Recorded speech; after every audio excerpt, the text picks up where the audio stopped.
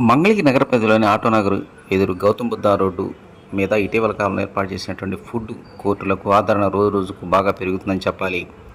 ఆటోనగర్లో ఉన్నటువంటి ఐటీ ఉద్యోగులతో పాటు నగర పరిధిలో ఉన్నటువంటి అనేక మంది ప్రజానీకం సాయంత్రం 6 అయిందంటే చాలు అతి తక్కువతో రుచికరమైనటువంటి ఈ యొక్క టిఫిన్ సెక్షన్ కోసం పరుగులు తీస్తున్నారని చెప్పాలి. ఒకప్పుడు కేవలం 1-2 సెంటర్లు మాత్రమే ఉండేది.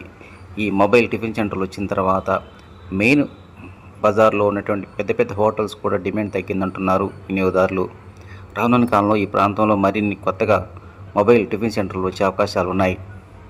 రాత్రి 11 గంటల వరకు ఈ యొక్క సదుపాయాలు అందుబాటులో ఉండడంతో చిన్న పెద్ద తేడా లేకుండా అందరూ ఇటువైపు రావడానికి ఎక్కువ మక్కువ చూపిస్తూ ఉన్నారు.